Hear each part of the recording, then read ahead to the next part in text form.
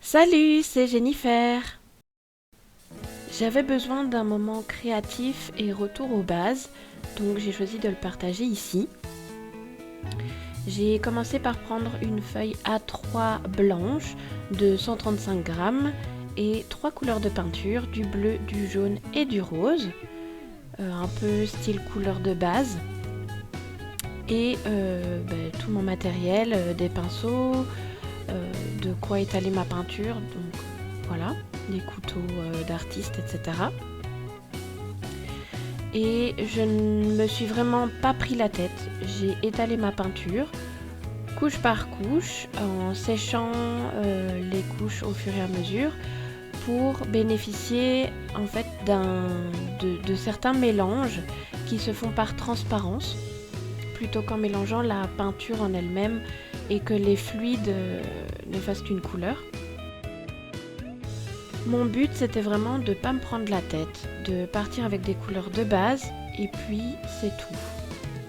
Alors j'ai rajouté aussi un peu de noir avec un marqueur peinture qui vient de chez Action avec des glitters.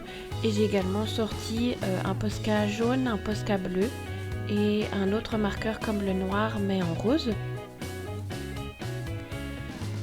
Au départ, je pensais vraiment faire juste un fond et probablement m'en servir pour couper dedans quand je fais de l'art journal ou comme base pour un petit carnet ou ce genre de choses.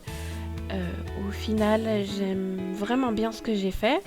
Ça représente vraiment un moment où j'ai, entre guillemets, comme j'aime bien de le dire, j'ai posé mon cerveau sur la table et j'ai créé sans me poser de questions.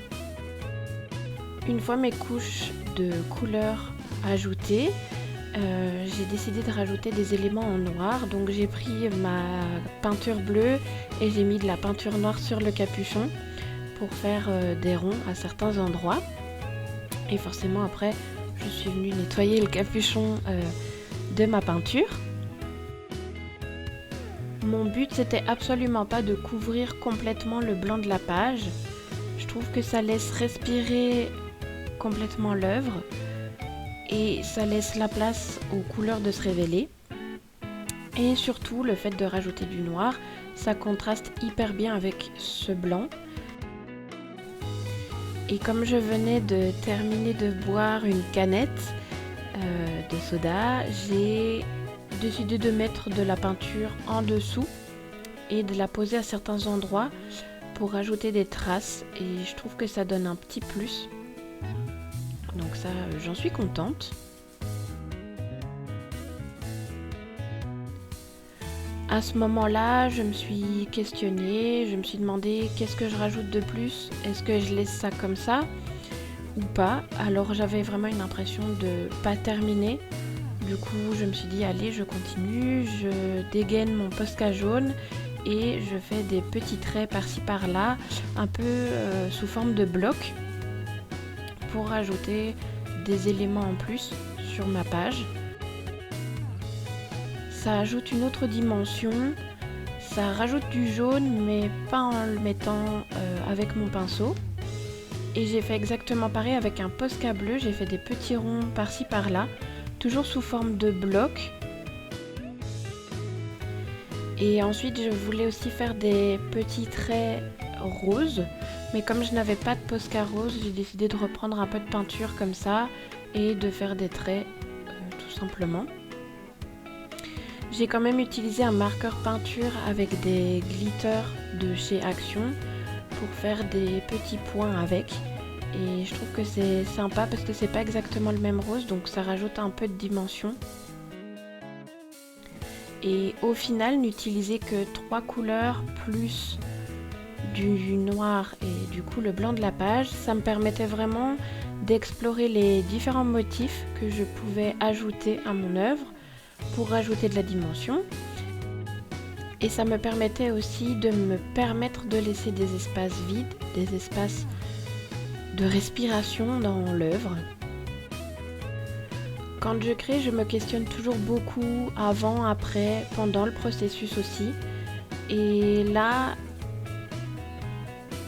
je me suis rendu compte par après, en terminant cette œuvre, que j'avais tendance à vouloir toujours remplir mes pages complètement, à ne jamais laisser un espace blanc.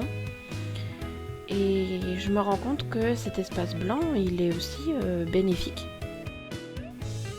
J'aime beaucoup faire des constats une fois que mes créations sont terminées, me demander ce que j'ai aimé réaliser, me demander s'il y a quelque chose qui m'a dérangé pendant ma création, si je recherchais le beau dans ma création, est-ce que j'ai réussi à l'atteindre? Si je recherchais plutôt le fait de faire quelque chose sans trop me concentrer, est-ce que j'ai réussi à le faire aussi? Je pense que c'est vraiment important de se poser ce genre de questions avant, pendant et après son processus créatif. Et donc c'est pareil, quelque chose que j'aime beaucoup faire quand je fais de l'art journal par exemple, c'est d'utiliser des tampons. Donc j'en ai utilisé vraiment une ribambelle,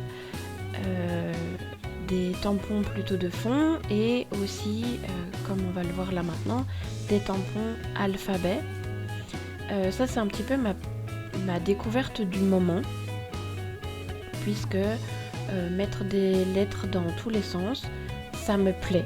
Je trouve que ça rajoute aussi des choses au fond de mes pages et j'avais vraiment envie de l'inclure parce que c'est vraiment mon truc du moment. Est-ce que ça va rester ou pas? Je ne sais pas. Mais j'avais vraiment envie de l'explorer et j'ai pris des alphabets de tailles totalement différentes pour ne pas avoir quelque chose de trop uniforme non plus. Et pour en revenir à mes questionnements, il se trouve qu'au début de ma page, j'étais vraiment en mode ça ressemble à rien, est-ce que ça va ressembler à quelque chose ou pas? Donc oui, j'avais dit que j'avais posé mon cerveau sur la table, mais il était quand même de temps en temps bien présent. Et je me suis vraiment dit, Jen, trust the process, fais et tu verras à la fin.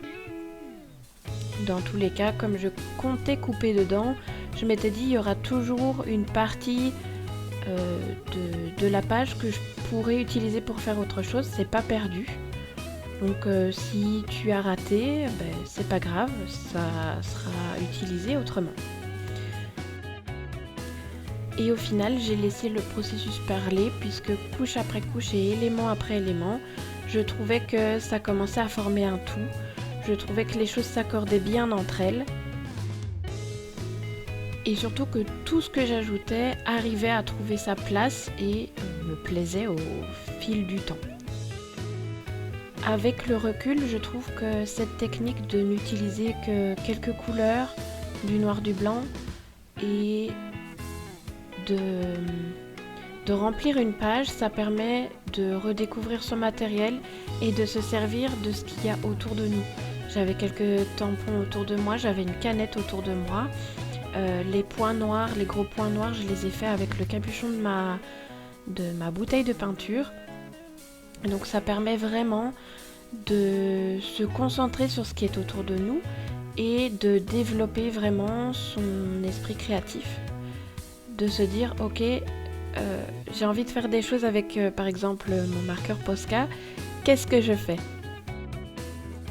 Et si là je l'ai fait sur une page A3, c'est parce que je voulais vraiment me déconnecter pendant un petit moment, mais on pourrait envisager de faire ça sur d'autres surfaces. On pourrait envisager d'en faire des cartes de vœux par exemple, des cartes d'anniversaire ou simplement un fond de page et puis après on met autre chose par-dessus. Ici je l'ai vraiment laissé tel quel, mais c'est un moment qu'on peut se prendre juste pour libérer son esprit et déconnecter complètement. Ça peut paraître anodin de se dire je vais reproduire ce processus créatif, mais au final je me rends compte que j'ai tendance à voir ce qui se fait sur les réseaux sociaux, à avoir beaucoup d'inspiration et au final être perdue au sein de tout ça. Donc là j'ai vraiment eu envie de me retrouver moi et ça fait vraiment un bien fou. Je recommande à plein de monde de le faire finalement parce que c'était un moment de moi à moi, vraiment moi avec moi seule, où j'ai pris le temps de m'amuser en fait tout simplement sur une page A3. Et voilà, tout simplement. Au final, j'ai passé presque 1 heure en tête-à-tête avec moi-même, dans le silence le plus total, à écouter le bruit du vent dehors, à me poser pas mal de questions. Est-ce que le processus a pris assez de temps pour moi? Est-ce que j'ai pris le temps de me déconnecter?